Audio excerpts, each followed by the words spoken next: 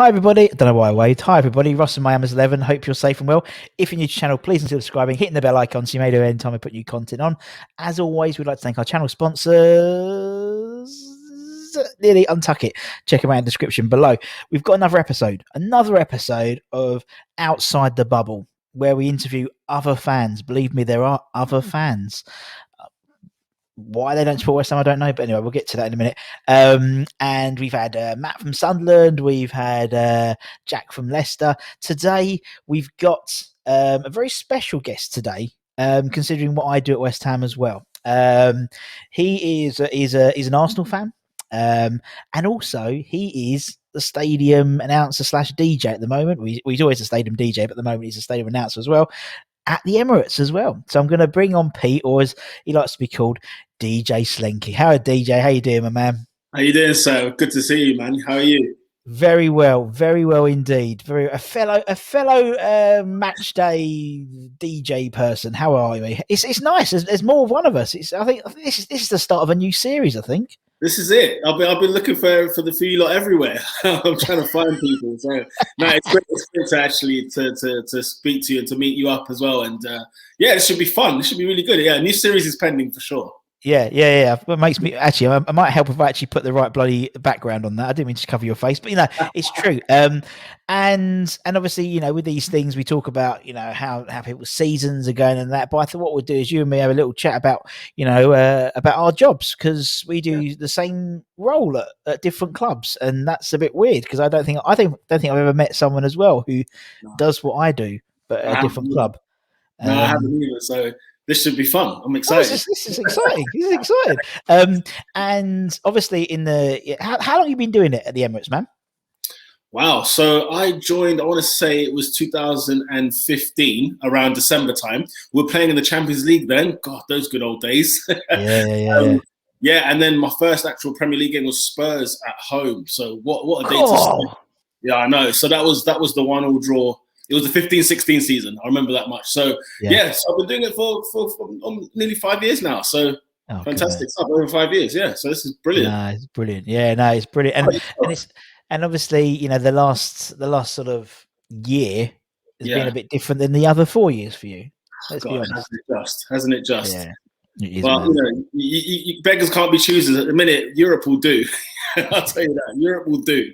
So, it doesn't matter what kind of version it is. I'm pretty sure you would like conference, even the Europa Conference. Do you know what?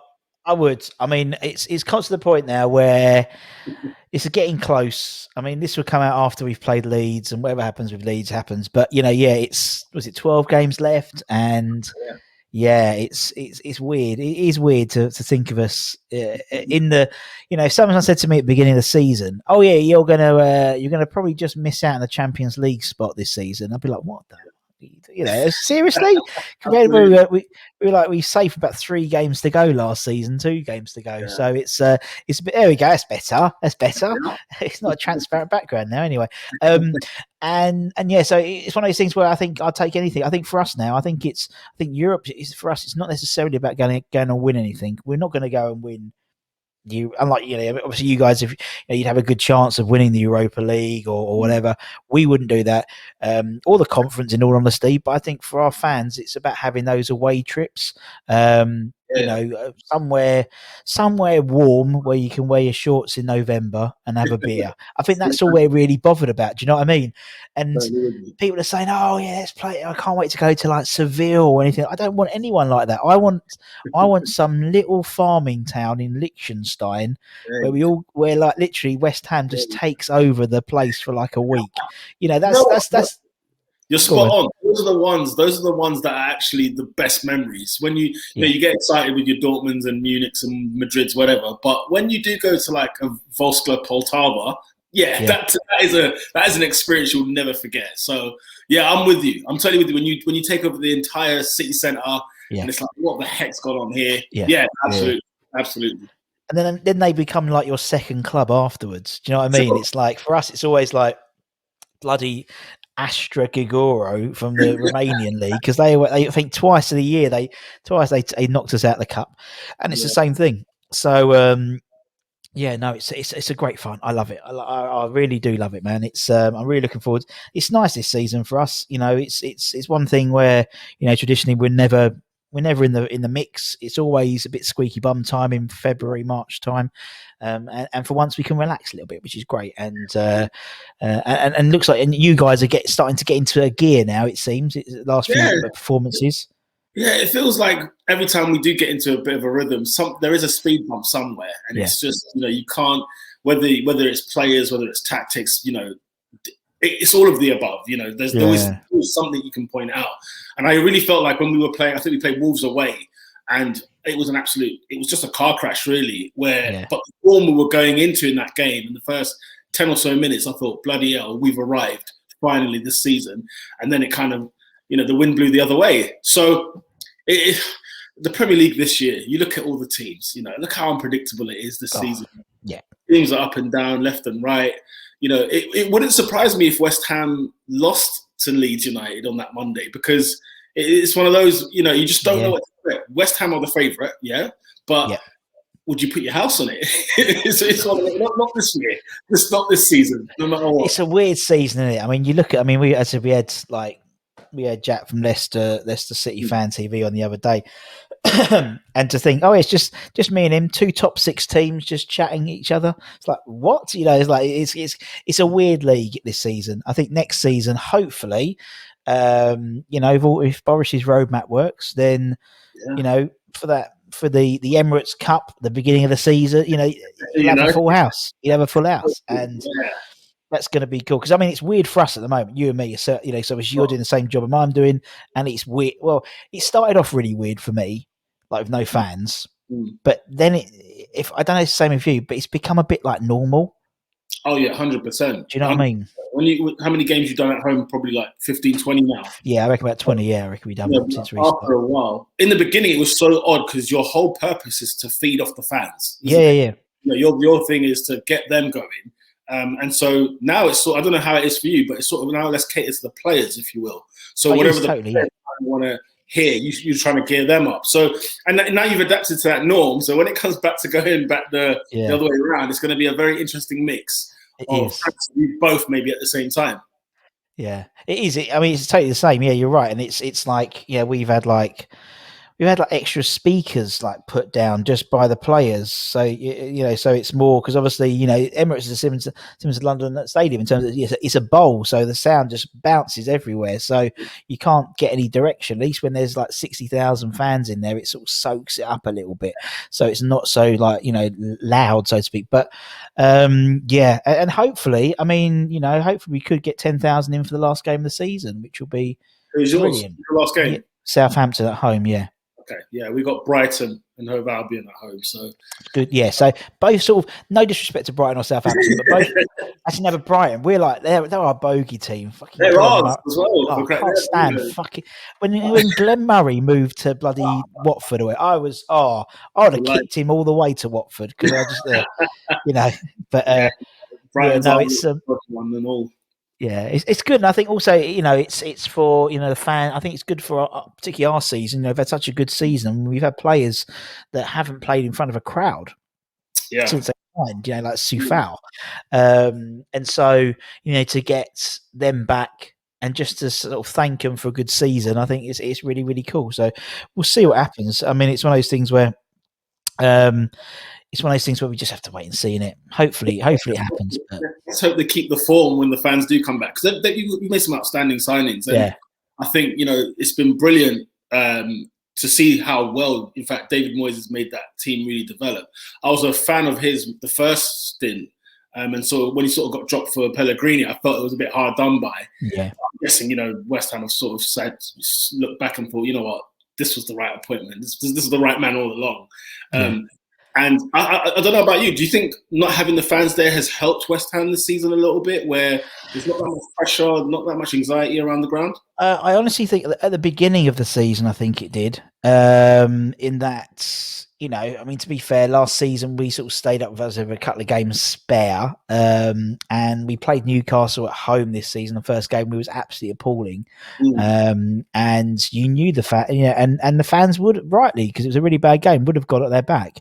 And I think West Ham traditionally, particularly under this Moyes team, every time there's a break, it seems, whether it's an international break or a COVID break or whatever, we come back and we need two or three games to get into our groove. And actually, without any fans there, they've allowed them to get into it. And I think now, with the fans being there, it would give them the extra 10-15% to plough through for the next dozen games. You know what I mean? Where you need a little bit of, because everyone's tired and stuff like that. And so, and actually, in a horrible, weird way, I think it's helped West Ham. It's helped because it's helped that the fans aren't going to be on their back, because they'll come back as a top 6 team, really, and they'll all be behind them. People, same with you guys. I mean, your fans, they'll be dying to get back to the Emirates, and they'll be dying to go to the pubs. And it's the same with us. They'll be dying to go back to London Stadium. Now, if I told someone before that they were going to be dying to go back to London Stadium, for some people, they'll be like, "Oh, really?" But actually, and it's.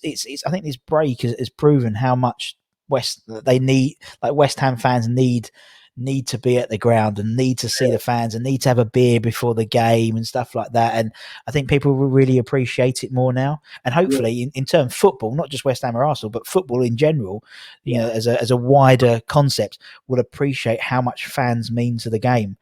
I mean, I saw West Ham put up one of their tweets, and it was of the highlights of the last game at London Stadium before lockdown. So it was the 28th of February. We beat Southampton 3-1, I think it was.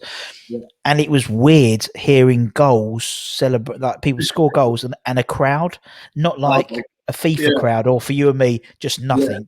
So it was really weird, and I think it's going to be fantastic. And obviously, for West Ham, that when that 60,000 fans, when all the bubbles are blowing and everyone's singing "Mum for a Boat," it's going to be a really, really emotional day. And the same with you guys as well. Yeah, sure. Do you remember your last away game? No, I mean, to be fair, I've got an 8-year-old daughter, so I'm very rarely allowed to go to away. I get a home pass, but the away games not so much. But that's even more so the away games, wouldn't it? Because the last home game we had with 60,000 was West Ham before the lockdown. That's why I was asking. It was. It was the 1-0, and then I think David Moyes went down, and then so did Arteta. And then it was like, all right, let's stop for the weekend. So. Yeah, it's crazy to think, Ozil assisting a goal was was the last time fans were in. I'm like, what? That seems incredible. So what a touch! Like, it was West Ham, and we're doing this as well. Oh, you see, it's all part of the fabric of life at the moment. It's all these coincidences are happening. It's the same. I mean, as you said, that Southampton game, we had, I think Haller scored, and he was brilliant. That game, he was brilliant, and I was thinking, oh yeah, he's not here anymore now. It's like so many. To be fair, I'm gutted for him. I think he's a better player than what we got to see. Yeah.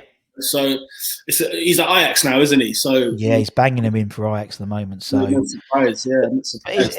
I mean, it's the same thing when we look at someone like Ozil, and we all think, everyone outside of Arsenal are like, oh my God, you've still got Ozil. It's the same thing, isn't it? It's like Haller just didn't fit, and Ozil just wasn't working for us, and it hasn't done for ages. So it's when people in the summer. Sorry, what's the kind of striker would you look for then in the summer? Because I don't know if you would want to. I watched some of your old episodes, and you were talking about maybe somebody new to go up front, whether Antonio should be put to one side or not, or just sort of long term. Would you be looking at an Allaire type of player, or would you be No. I think in the summer they've got to be mobile. For me, I want Tammy Abrahams. Yeah, you've been mentioning him. Yeah, because I think he's got the mobility. I think having spoken to a lot of Villa fans, particularly, he did say that they said he will piss you off because he misses a lot of shots. He scores a lot, but he misses a lot. And trust me, I get a lot of that stick from I hear it from my So yeah. So I think Tammy Abrahams, or if not the guy from Brentford, everyone wants either Tony. Yeah. And if not there's a guy from Seville, El Nasri. He's the one that Moyes wanted in this. Like, apparently, rumours to believe he wanted in January, but he wasn't available, so we didn't get him. But there's a guy from Slavia Prague, Sima, who's our feeder club. It seems so. I mean, it's going to be exciting. I mean, particularly for us as well, because I don't think, I don't think we planned. Obviously, we never planned to be in this position. Even if we're 6th or 7th, even if we finish 8th, yeah, I reckon that's probably about six positions, 7 positions higher than we planned to be. Yeah. And so potentially that's another 40 million in the kitty. Yeah, absolutely. So it's been here though, like when you had like Pellegrini's, let's say after Bilic's top year last season at the Bowling Ground, do you think that West Ham should have been there or thereabouts? They should have been the Leicester, Everton, or whatever you call it. So I wonder, is it just a case of because they've not had the greatest of the last couple of years, that seeing this, although it's a surprise, something tells me that this is where West Ham should be anyway in the top conversation. I like you, Pete. You should come on every day. No, it's true. No, do you know, you're totally right. You're totally right. And traditionally, I mean, if you go through West Ham the last sort of, say, 20, 25 years, we'll have a good season and then we'll have 4 or 5 shit seasons and then we'll have a good season. We've never stayed in the Premier League for longer than 10 years or from 10 years. So this season will be our 10th year in the Premier League because we went up in 2011-12 season. So, well, not really. Technically, it's next season. But yeah, so you know what I mean? So that's step one. I think, it's and obviously I think the bowling season was a phenomenal season. And I think part of the reason was because of it being the last season at the bowling as well. And I think that sort of generated another 20% on people. It's almost like, on FIFA when you get like a silver, I haven't played FIFA for about 2 years, but you get an attributes card and, everything's boosted up by 10%. That was almost like what it was, like a bronze attribute card or whatever. Now I think we're seeing a different West Ham, and I think it's for me now it's not necessarily, it sounds really cliche, but where we finish this season, but I'm more bothered about where we finish next season now. So if we finish next season 8th or in the top 10, that's great for us. And then and I think that's what and Moisey seems to be building something. Yeah. I can't remember the last time a West Ham manager has. You can see things being built. I mean, under Bilic, bless him, I don't think he had for me, he didn't like he had a plan. Like he was buying players and throwing and seeing what happened. Pellegrini was almost like throw money at these players and we'll work with them afterwards. Probably the last time was maybe Big Sam, to be honest, in terms of he had an idea of how he wanted to go up in the from Championship to Premier League, and he bought the players to work that system. So we'll see, man. We'll see, but it's exciting times for everyone. I got one question for you. Go on then, go for it. But you played Burnley at home a couple of seasons ago, where the fan ran onto that pitch. Yeah. What was that experience like? That is a moment I've always wanted to find out. Scary. Well, for me, it was scary because there's been twice. I've been doing the DJing at the club for, I think it's my 20th, my double testimonial year this year. Oh, well done, man. I haven't seen a testimonial match be made yet, but anyway, I'm not fussy. But anyway, it's a double testimonial. There's 2 times I've ever been not scared, but like a bit on edge. One was when we played Millwall in the Cup many years ago, and just literally, I've never seen so many pitches. Like, must have been 4 or 5 pitch invasions. Wow. Because our control room at the bowling was next to the police control room, so I could see where they all were, so I could go the other way home. Such a coward. That's what I did. Life is my friend. No, exactly. You got to take the advantage if you can, man, innit? And the second one, as you said, the Burnley game was weird because obviously where our box is, we're sort of literally on the same side, but we're one level up from the director's box, basically. So it was just, there was lots of people then, you're thinking, that they wouldn't, but they could easily jump over and run up the stairs and, easily, because our door's open. It's not like, so it's things like that. So it was very scary. Scary. But yeah, I'd always get someone's experience from that day, because that, I couldn't believe what we saw. No. Was it 3-0 that day? Yeah. Yeah. That will probably explain it. But nonetheless, because even to the owners, they came up as close as they could, couldn't they? It was, yeah. I mean, it was scary. It was scary, and it was scary, and and it was just what it was. It was one of those, again. It's one of those things that is going to be, part of our fabric of our. It'll be always there because of what happened, and yeah, from a personal perspective, it was a bit scary, but it's one of those things, isn't it? And but then obviously, then then it all happened, and Pellegrini, and they spent loads of money, and that failed, and so then they went back to Davy Moyes. So it's we'll see. Yeah, it's just one of those things. But I mean, wasn't gonna, I don't necessarily, didn't condone it at all, because I just think you don't do it on the pitch. But there was their way of showing frustration, and it's well, it was one of those things. But yeah, we can get a bit toxic at times, but we've never gone to that extreme. But no, you just do it. You just do it with Robbie. You just do it. It's all shout Robbie's channel, innit? That's what they do, isn't it? Everyone just moans on there with DT and troops. It's funny because I think that the lockdown, for example, has allowed Arteta to form some sort of a team, some sort of because I don't think he could have. He not that he would have lasted, but the crowd would have let it be known, for sure. And whether the board would have changed their mind and said, you know what, maybe not, because they've really wanted to back Arteta this year, and I think no fans in the ground has allowed that space to be had. Let them talk from outside, but if they were inside, that could be a very, very different. Yeah, it could have been a very different season for us. I get that. No, I get that totally. No, I do get that. Yeah, and you're right. I mean, it was always, famous Wenger in, Wenger out, wasn't it? And that's what that. But yeah, but everyone has it. It's like all the, you guys came sort of synonymous. I mean, my guilty pleasure, to be honest, Pete, is when you guys lose, is to go on West Ham, is Arsenal fan TV, and just watch all the high. That's my guilty pleasure, and I think it's everyone. I think it's everyone's, to be honest, outside of Arsenal. In the same way that when Tottenham lose. It's good value on there when we don't. Good lads, yeah, it's good value.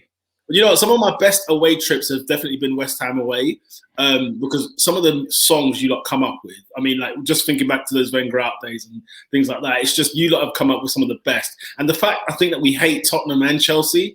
There's that little kind of, I don't know what kind of bond to call it. It's not necessarily a bond because I think we still got our rivalry. But if you hate, my enemy is your enemy, then it's like we can. Yeah.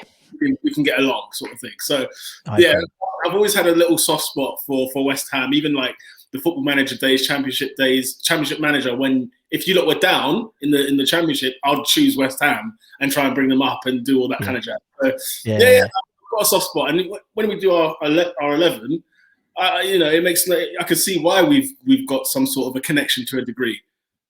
I agree. That's exactly what I was going to say. I think the fact is, pardon me, I think you're right. I mean, there have been a lot of players who've played for both, and I think that itself brings together a level of not friendship. I mean, to be honest, to be honest, when you look at, you're probably the same. Your big games are Man United, they're Chelsea, they're Tottenham. And that's sort of it, innit? And obviously Liverpool and obviously goes without saying.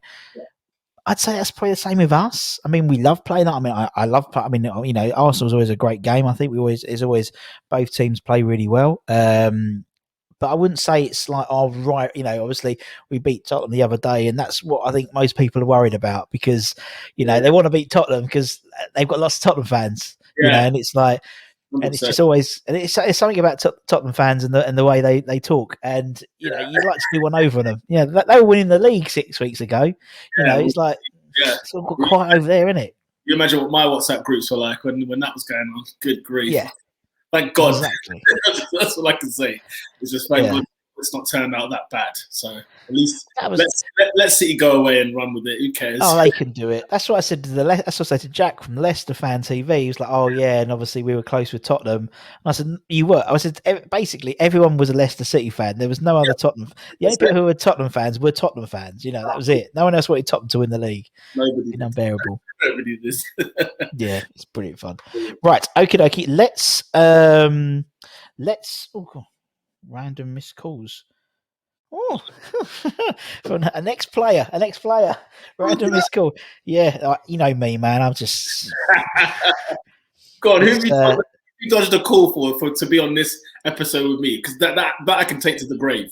Do you know what? I won't. I'll tell you afterwards. Yeah, that's why. I'll tell you afterwards because I want to get him on the channel first. Yeah. So anyway, that'd be a good one. Two missed calls. Just come on my phone. 2 missed calls. Anyway, right. Let's talk about this 11. So for those of you new to the channel, new to the concept of what we do, so obviously on my Amazon 11, we get people to pick their 11 West Ham basically.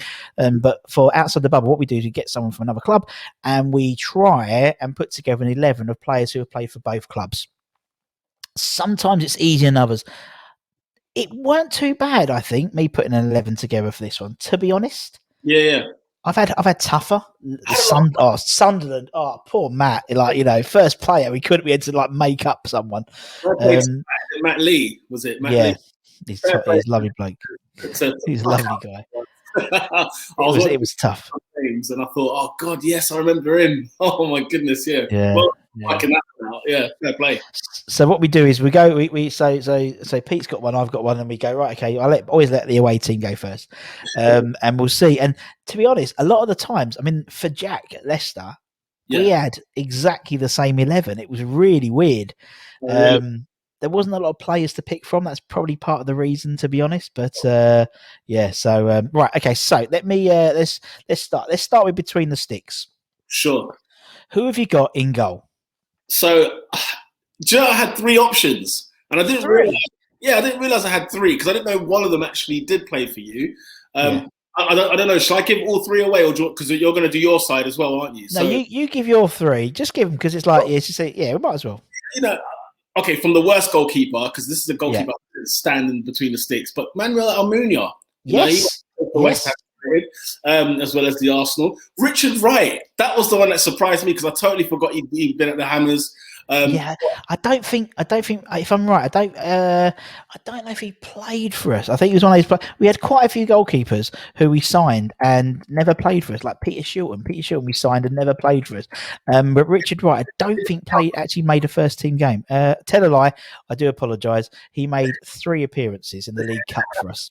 I was going to say, does it count if they haven't played? Should we? No. Well, if we both have, I mean, it's not a criteria because sometimes, I just make this up as I go along, Pete. To be honest, but I'm sure you've probably got the same goalkeeper as me by the sounds of what you're going to talk about. So you pick who you've gone from Almunia, who did all right for us. He was all right with us. Richard Wright, who's the third? Well, for us, he was a bit of a joker, but I think for you guys, he's been nothing but outstanding. But we're going to go with Fabianski. Yes. I think it's fair to go with him in goal. He's grown so much as a goalkeeper. To be fair, when he was at Arsenal, that was a player that he frustrated us as much as Almunia did. And even had the nickname Flapianski for many years. So, but what he did at Swansea and then again at West Ham United, I think he's grown tremendously. And Wenger always said he would be a number 1 goalkeeper in the Premier League. So fair play. The man's true. Yes, he did go with that sort of Flapianski, wasn't it? And obviously then he sort of resurrected his career, went to Swansea, was Player of the Year with Swansea, and then he's been Player of the Year at West Ham. And I would have loved him, from you guys straight to Swansea rather than having to necessarily wait a couple of years. To get him because he's sort of at the end of his. He's probably about another season, I reckon, at the top. And Nick Pope, if I was West Ham, I think that's or even Johnston. That's who I want. Sam Johnston. I think he's very much underrated. He's making a hell of a lot of saves at West Brom, and I'd bloody take him and all. I think he's really, really good. Yeah, no, I think he's good. I think he'd be good to get as one for the future in that, I think if you went to buy Nick Pope would want to be number 1 and Henderson would be number 1. But I think with Johnson, I think what you could say is to him, right, Fabianski's got 18 months. You can play You can play in the Champions League, but you can play in the Europa League or Europa Conference and all the cup games, and and Fab's going to be. But eventually, Fab's retiring. You're going to take over. And for me, I'll be like, yeah, fair enough. There's a clear, it's like when you got a job. It's a clear sort of career progression, and so we'll see. But Fabianski, yes, that's it. We've got 1-1. Right, let's go left back, because I think probably left back might be easy as well. I think so. I think there's only one legend that we've had that I can imagine that joins you guys, and that's going to be obviously Nigel Winterburn. Yes, there we go. You see, this is easy. That's why I go with the away team first. Absolute legend for you guys, wasn't he? Absolute legend. Well, we could do with him now, if I'm honest. Yeah. Tierney's pretty decent, to be fair. I think from Cole to now, I think Tierney's probably the best we've had since. So at least we've got that left back covered. Yeah, totally. No, I think Nigel was part of that sort of time at West Ham where we just got in.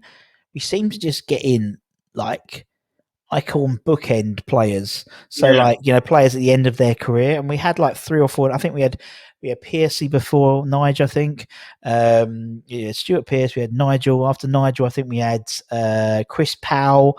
We had Rufus Brevitt. So all these guys coming to the end of the career, and Nigel was brilliant, solid. Dependable. I mean, you couldn't get away with playing a 36-year-old at left back now, can you? Really, the game's moved on a little bit, and so. But he was great. I love Nigel. He was a top guy, and he did bits, as the kids would say, or as you would probably say, few bits. Right. So we'll put Nigel in. Let's go right back there. Let's go the other side. Who have we got right back? Sure. Well, we called him Captain Corporal when he was over here, and he wore the number 25 because his favourite player was Kanu. I'm going for Carl Jenkinson. Yes! There we go. Jenks. Yes. Oh, see, his name doesn't even fit. I'm going to have to reduce the font. Why am I doing this live? I don't know. Carl Jenkinson, yes. Yeah. He was just he was our sort of lone ranger. He'd come, I think he came twice. I think he came with us on loan. Yeah. I thought he was great. I thought he was really good. Really good, Carl Jenkinson. I remember a game you played Hull away under Sam Allardyce, and I remember him, and I think it's when you had like Enna Valencia and all those like at that time, and he was brilliant at right back, and I thought maybe Sam's got something out of this kid. Maybe he could do something when he comes back. It didn't end in the same way, but he's a hero, isn't it? He's the sort of person who he was a fan and became a footballer just out of what he sort of describes as chance. He was at Charlton. Nothing was really going on there, and Wenger picked him up. And I look at him and I think, man, that could have been any one of us. That's anybody in the world that could have been a footballer. So I've got a soft spot for Carl Jenkinson. Yeah, I do. And he was obviously he's part of that sort of famous, last season at the bowling type team. And that team itself, it would always go down in sort of legendary status because it's the last team ever to play at the Boleyn.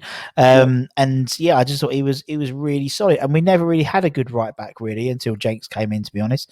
I think he made like, I want to say over almost 60, I think about 60 appearances, I think, off the top of my head. Which cut the season. Yeah, he played a lot of games for us. 14, 15, I think it's 15, 16 as well. And he was great. And I just thought he was the right back that we ended up having to put people like James Tompkins at right back. And we never really had a really solid looking right back until Soufal, really. I mean, Zabaleta was okay, but he was going towards the end of his career, bless him. But Soufal now, he's brilliant. And Jenks. What about Sam Byron? Is he left back? No, he was a right back. Yeah, he was a right back. Never really. He got injured. He kept on getting injured. I thought he was going to overtake Jenkinson personally. Yeah. He looked up, but that's a shame. I think he's at Forest now. I think Sam Byron. Yeah. So it was for me. He was good, but he just never really. Yeah. He was encouraging, but he just kept on getting injured, and I think that was the trouble. It happens a lot at West Ham as well. A lot of injuries and stuff. But right, okay, so we're doing 3 for 3. Right, okay, this is great. Okay, let's centre halves. First centre half. Actually, no, I tell you what. Yeah, go on. Give us your first centre half. Give us your first centre half. Right, I'm going to go with the one that I think is the popular choice, and that would probably be more common because on the other one I've cheated. And I'll tell you why a little bit later. I like it. I like it. I've followed you, mate. I've watched you bend the rule a little bit, so I thought I'm gonna. Yeah, he did play Good there. man.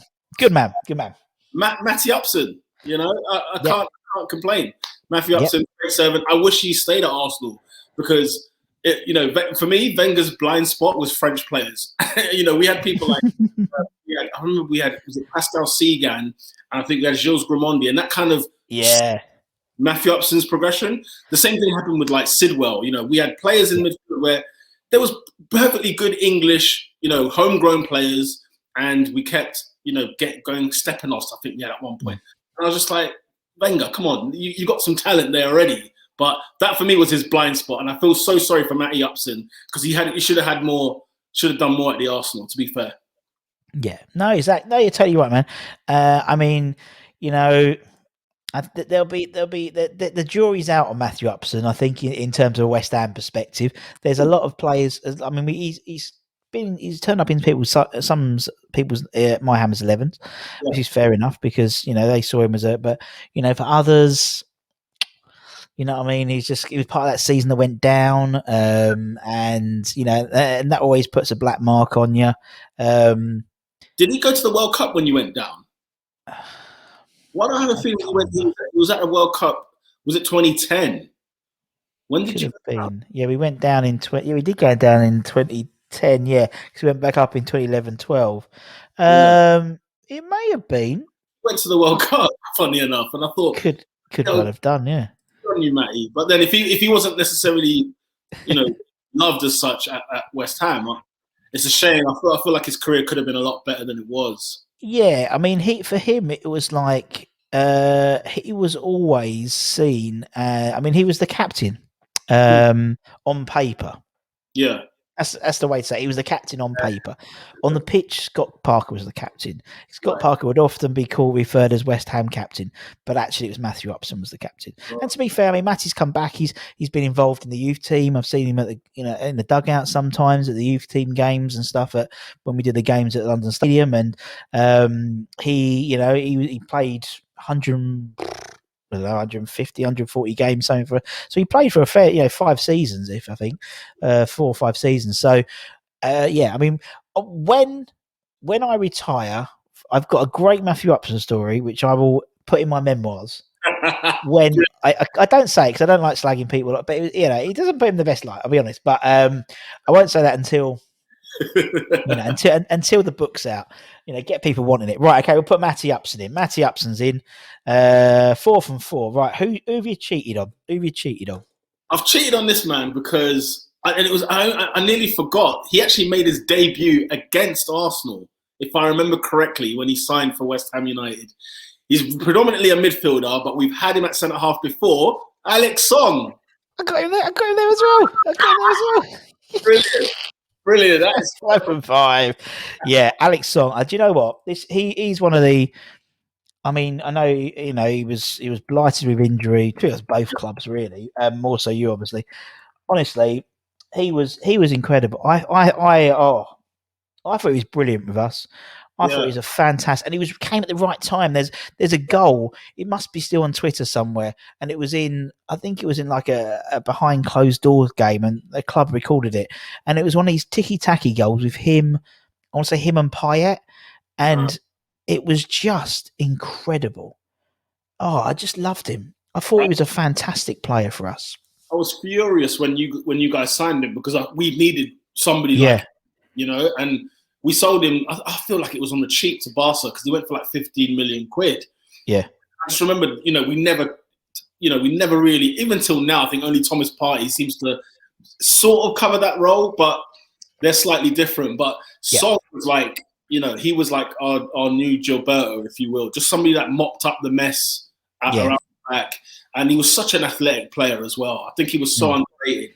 And when I saw him play for West Ham, I thought, what's he doing over there? He should be over here like helping us. So good player, very underrated. But I think he was signed as a centre half. And I remember his debut for Arsenal was against Fulham. He was brought on. He was so terrible. Wenger hooked him. I think he did about 20 minutes, if that. He hooked him off, and the crowd were berating him, killing him at Fulham away. And I just felt like, man, this is a man who's grown over the years. Yeah. And once upon a time, everybody wanted him gone, and became a focal point in Arsenal's team. Yeah, no, definitely. And I think, and actually, he was. I remember when we'd signed him, because I came in to do. We did our pre-match meetings. We did our pre-match meeting, and the head of media at the time said to me, "Russ, right, we've signed Alex Song." I was like, "Wow." He went, "Yeah, but we're not telling anyone. We're going to do it just before kickoff. We haven't told the press, haven't told no one, and it's going to be like a big wow, because we were playing Arsenal as well." So he thought, "Yeah." And I remember it was so exciting because it was like a proper military operation, almost like the Masked Singer, trying to get it, so no one saw who he was. Who's behind the mask? Alex Song. And yeah, no, I just thought it was great. It was, it was again, frustration that he didn't play enough for us, because I think he would have been even better, and he would have been a really cool player for us. And but he did the business. Right, okay, we're doing great today, Pete. Right, okay, central mid. So let's go to midfield. Let's go right wing. Right wing? Yeah. I think for me it was fairly simple. I'm trying to, there's a plethora of players that have played. This is where it gets a bit more busy. But yeah, for Freddie Ljungberg, I mean, the one and only for me. I'm not too sure if he played right wing for you as such, but in our invincible team, he was the man on the right hand side of the midfield, and exceptional player. Exceptional player. Wasn't so much an exceptional player at West Ham. Let's be. I actually did put. I tell you, I put someone else, right? And so that's the idea. That's the idea. That's the whole point of this show. Now, I put someone who I think did well for us. I don't know how well he did for you. I put Yoshi Benayoun. Okay. Yeah. Okay. Do you know what I mean? Because he was brilliant for us. Not so great for you. Yeah. But he was. It was okay for you, wasn't he? He scored a few goals. He did all right. So he was only on loan. So yeah, no, he did. But what we'll do is we'll put Freddie in, because I think just because I'm being nice, and and he has actually appeared. To be fair, he has actually appeared in in one person's My Hammers 11. Okay. So, but only because she fancied him. We'll put Freddie in. We'll put Freddie in to be nice. I'm going to get slated because Yoshi Benayoun, but this is a nice one. This is it's just a laugh, right? Okay, we'll put. Was he on the right hand side then, Yossi, for you lot? Yeah. Okay, interesting. Well, I mean, he was a right hand. He was a right hand. He was a winger, really. I wouldn't say, he was. Well. He's a bag of bones. He's a bag of bones, really, isn't he? And it looks like a strong wind would blow him over. But he was. I just thought he was a great player for us. Played for us twice as well, which is always good. Boomeranged, came back, so we put him in. So anyway, we'll put Freddie in, and I'm just going to keep Yoshi on the background just in case you pick someone crap, and I'll put him on left wing. Right. Okay, let's go left wing. Who we got on the left wing then, my friend? Left wing. This was a bit more of a trickier one. He played left wing for us on a few occasions. Left with a bad taste in Arsenal fans' mouths. So I'm even reluctant to even put this guy in. But Samir Nasri was just something else at the Arsenal. So I had to put him in there. Like I said, it was reluctancy, but there nonetheless. And it was good to boo him when we played you at the London Stadium and he was there. Under Pellegrini, he beat us at the time as well. He won that one.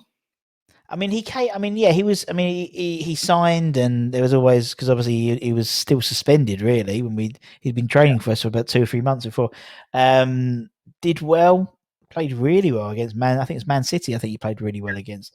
Obviously, just we didn't take him up in his contract. I mean, I tell you who I put in there, but I'm going to put. I put Luis Boamorte in. So, look at you laughing. He was one of the fun fact on him. Yeah. Never scored a goal for Arsenal. Brilliant. That's why he couldn't make it. He couldn't make it. I had him in the back burner, but I honestly, he frustrated the life out of me. I was young enough to remember. Let's put it that way. Luis Boamorte. I mean, he's a nice bloke. He's a nice bloke, like out off the pitch. He's lovely.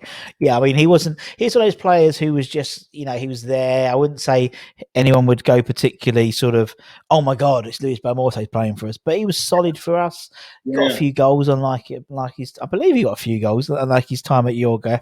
I believe Belmonte scored a few, but he was all right. He was all right, Lewis. The Boa Morte. When you've got something dead in your name, he's not the best thing in the world. But he scored 2 goals for us. 2 goals for us. Lovely. So there we go. Good old Lewis. 5 seasons he played for us. Made 109 appearances. There we go. I'm full of the stats. Look at that. Thank you, internet. But do you know what? I'm gonna again go against my rules. I'm gonna put Yoshi Benayoun in because you don't want to put Nasri in. He's gritty teeth. Gritty teeth, and so I'm gonna put Yoshi in because you laughed when I said Luis Belmonte. So we're gonna so we've got a bit of guile on the wing. We've got Yoshi on the left. He'll do. He'll drift. I'm not bothered about that. I think that's good. That's good. So as I said, we just make it up as we go along, mate. Right. Okay. Central midfield. Who's your first central midfielder? So central midfield is a bit patchy for us because I don't know whether or not these are players again that they should have done more than what we got out of them. One of them was down to injury, and I'm amazed he's not playing for West Ham currently, and that's Jack Wilshere. Yeah. I'm actually surprised he's not there because to be no disrespect to Bournemouth, but I think he could do better than Bournemouth. I think he could, yeah. Yeah, I think he should be in the Premier League playing week in, week out. The injuries is what's killing him, though, isn't it? It has. It's always killed him, hasn't he? His time at Arsenal, his time at West Ham, his time at Bournemouth. It gets to a point where they're all doing it, and you're thinking, it's something. But I mean, the thing was when he played for us, he was really good, but he just didn't fit. The trouble is, it's the same. There's a lot of players at the moment who are sort of the old West Ham, I would say. They don't fit the system. Do you know what I mean? Moyes has got his system, and Wilshere doesn't fit in it. And there was some times where we were crying out a bit of creativity, and Wilshere would have come on and just didn't get in. And it was a shame because I think he obviously he did start off as a West Ham fan, there was kids, so he did. But and I always thought when he was training, he was, I saw his Instagram, he's in Dubai training and I thought he'd end up back at your gap. I think I really thought he would do, to be honest, on a pay as you play. But it's one of those shames, isn't it? Because he would have been great for England. He would have been. No doubt would have been an England regular for years. He would have been in your team for years and stuff like that. But again, it's just one of those, as you said, it's the injuries. It's the trouble with these players, isn't it? They just get injured. And once they're done, isn't it? It's one of those things where, I've talked to a lot of people about certain players, and, it seems Antonio's the same type of player. His hamstrings are like jelly, and but he's never going to reinvent himself as like a tricky winger. Because that's his thing. That's his MO. He's a big bugger and he'll run them all day. Same as Wilshere. He's always going to want to be a tricky midfielder. And so, unfortunately, it comes with the territory of being kicked a lot and stuff like that. So it is what it is. How many games did Jack play for us? Jack, he played 20 times, 19 times for us. Because in his first year, he played, I think, all 38 games in the league. And I remember, like the Champions League, everyone talks about that performance against Barcelona and so on. He absolutely played I remember that season, 2010-11, he was like the first name on the team sheet ahead of Fabregas, which would have been seen as, you're crazy, that can't be the case. But I remember he was so instrumental, but whether we just ran him into the ground, 19, I think, at the time. So I don't know. Maybe that's what happened. I'm not entirely sure. Yeah, it's a trouble, isn't it? Once they tend to get injured once, it tends to happen quite often, doesn't it? With injuries, unfortunately, nowadays it seems. Right, okay, we'll put him in because I had Wilshere as well. Who's your second midfielder? This could be interesting. So this could be fun because I threw up some names on here. One of them being this is not in my pick, by the way, but one of them being David Bentley, and I thought, well, the quicker said out of him, the better. Another one that frustrated the life out of me, and why we lost the league in 1999, Kaba Diawara, and I'm pretty sure it was awful for you lot as well.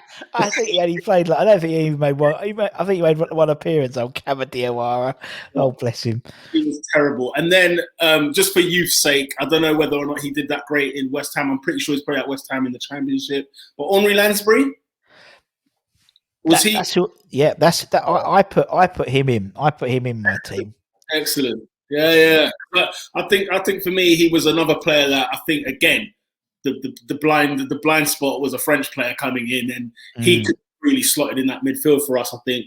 And he's gone to have a decent career, to be fair.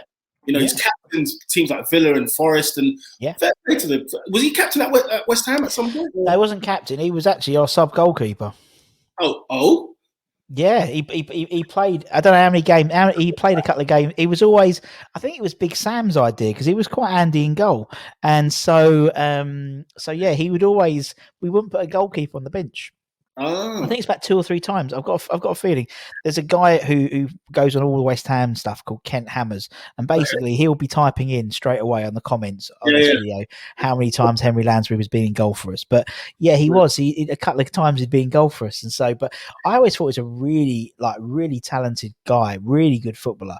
Would always do something when he came on, and he's still at Villa, I think, isn't he? I think he's still at Villa. Is he Villa? Or is he Forest? I don't know. He was. I think it's a bit of both. I'm pretty sure he was. Let's have a look. I'm pretty sure he was still at. Well, until recently, maybe. He plays for Bristol City now. Sorry. Bristol. Interesting. Yeah, and he hasn't. And he's got hair. Yeah, that was in 2006.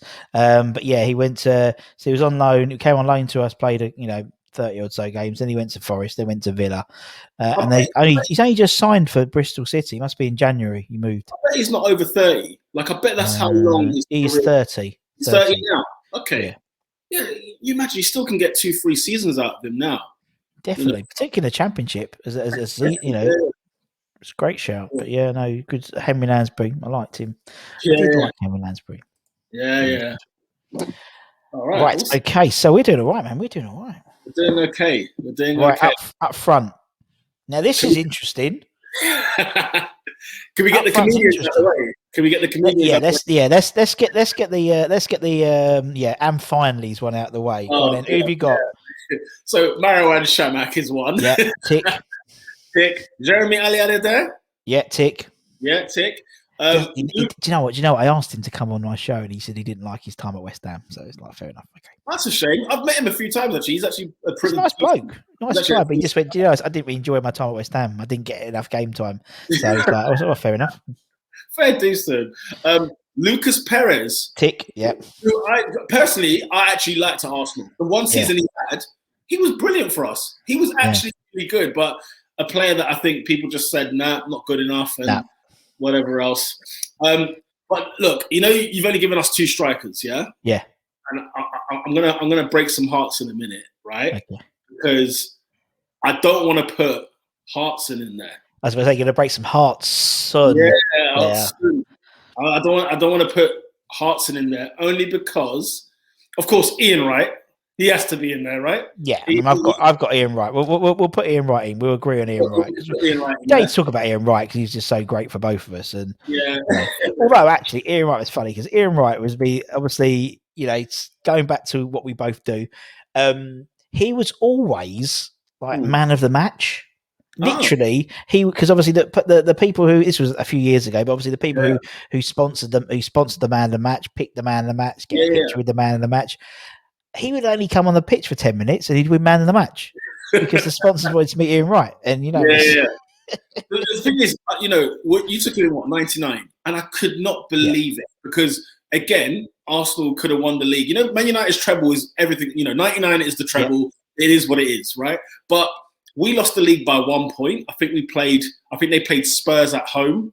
Fancy Spurs trying to get points out of Man United for Arsenal. Yeah, right. And then also, I think the semi-final of the FA Cup, we lost to Man United, that famous Giggs goal. But Bergkamp missed the penalty at 1-0. So it could have gone the other way there. And then Ian Wright being at West Ham when we did not have a striker in 99 was just criminal. I don't know what on earth why Wenger sent him off to West Ham. He should have stayed. I think we would have won the league in '99 had Ian Wright been at Arsenal. Yeah. No, I agree. Yeah, no, I agree. He was all, and he towards the end of his career with us, but he was part of that era, that sort of Redknapp era where we had like all these characters. We had him, Razor Ruddock. We had, we had some really good characters, and no, they were good. They were good for us. They were good for us. And Wrighty, he speaks highly of his time at West Ham. It was obviously short-lived, but yeah, he was very, very good. So we'll put Ian Wright in. Okay, but you don't want to put John Hartson in. You don't want to put John Hartson in him. No, and only because for this player here, Golden Boot winner at the World Cup, this is a renowned star. When he signed for Arsenal, it was like, here we go. We let Ian Wright go for this man, Davor Suker. I don't know how he fared for West Ham, but for Arsenal, again, it was short-lived. It wasn't great. But just the status, the fact that he was, one of the best players in the world at one point, and also was the Golden Boot winner for Croatia in the World Cup in '98. Personally, I just wanted to put him in there.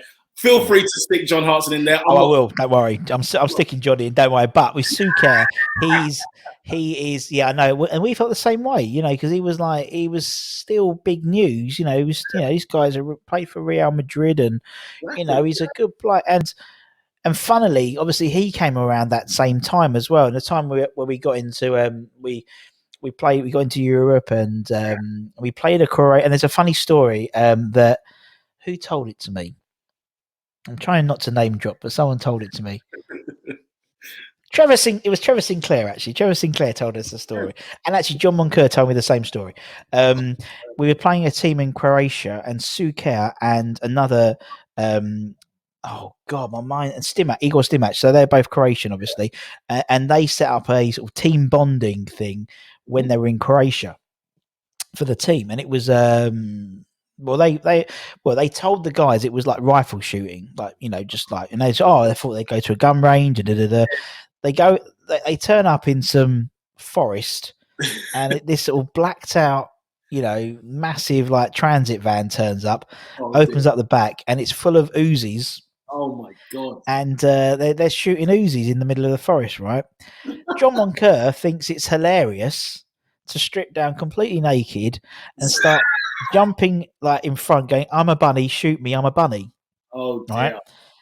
But at the time, Croatia was still part of. Obviously, they had all the war. And so, and the actual forest bit hadn't been cleared for landmines, and so Suker is like, "Don't move," and John's like, "Why not?" And they said, "Oh, it's not been cleared for landmines," and so he had to try and recreate his hops. Back. This was the day of the game. The game was in the evening. This was the day. Another Suker story that John Moncur and Harry told me. Suker was very into his finance, into his stocks and shares.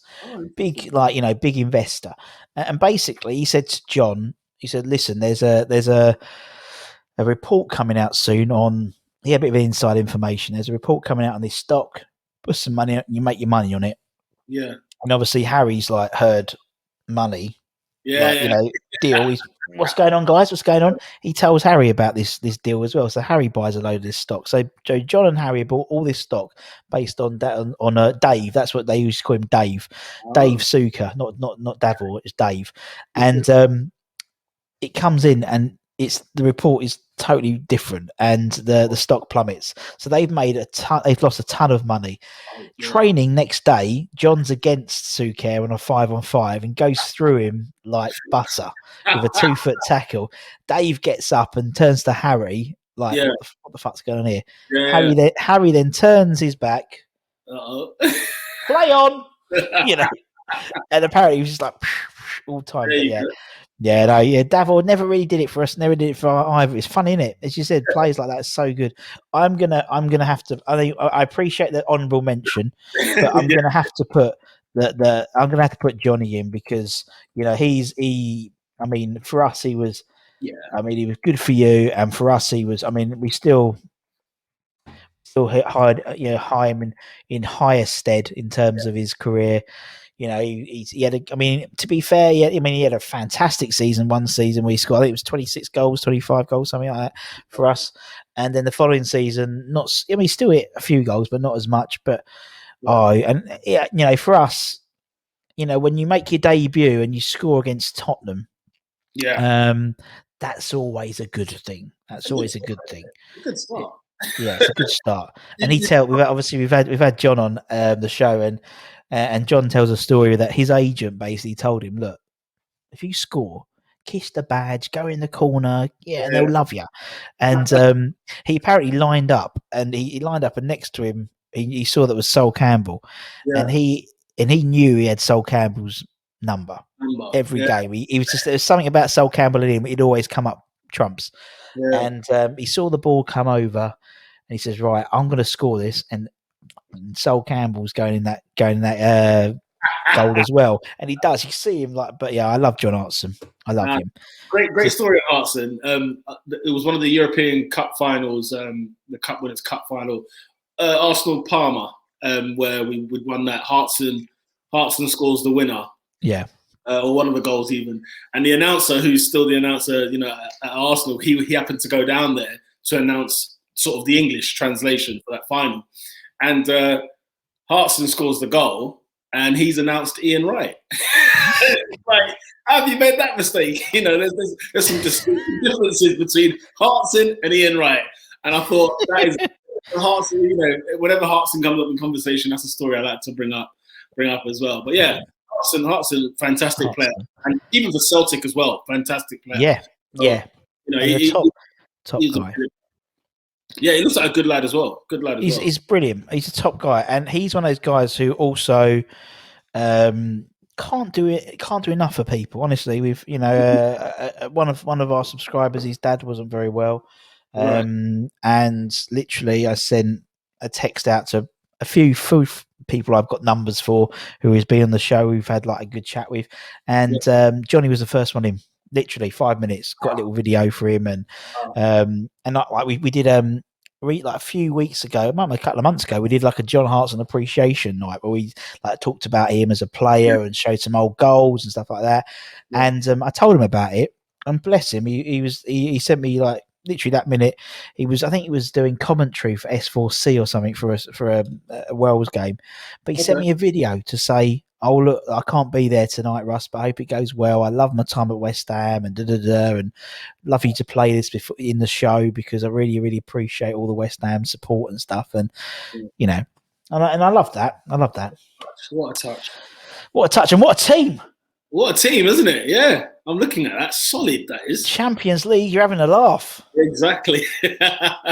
And particularly with Song, just being I think you got Winterburn in his pomp. You got the guy. You got the speed. Obviously, we'll go with Arsenal Lundberg, but we'll go with West Ham Ben Ayoun, Wilshere and Lansbury. I think that ain't bad, man. I think we've done all right. And obviously, before people moan, because there will be people moaning. Of course. Me and Pete never saw Liam Brady, so he's not in. Okay, so we never saw these players play. We never saw Steve Walford play. We never saw, we never saw the older players. This is about the. But please comment in the description below with who you'd pick, and whoever gets the best one they'll win a prize. Who I think's the best one, they'll win a prize, and I'll send them a mug or something like that. But Stuart Robson didn't put Stuart Robson in, but me and Pete's just glazed over because he didn't know who he is either. So that was well before our time.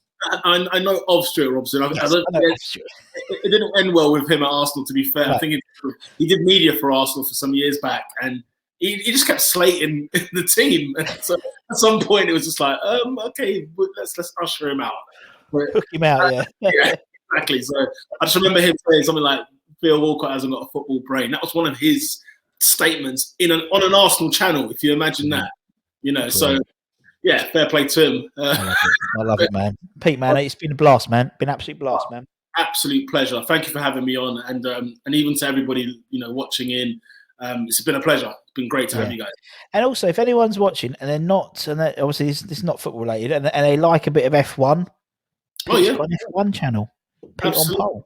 Peter on Pole, yeah. If you subscribe to the channel if you're an F1 fan, absolutely. I also do a football podcast as well, if you don't mind me. Plug away, my friend. at Top 4 Podcast. So we made this back in 2014 when the Top 4 was the thing, and then all of a sudden we got the Big Six now. When have we been on it? We're not in the Top 4 now. We're 6 now, but yeah. Yeah, so I mean, it seems irrelevant me being on there anymore, but yeah, so that's been running. Me, my brother, and a few mates of ours. We've just been, brilliant.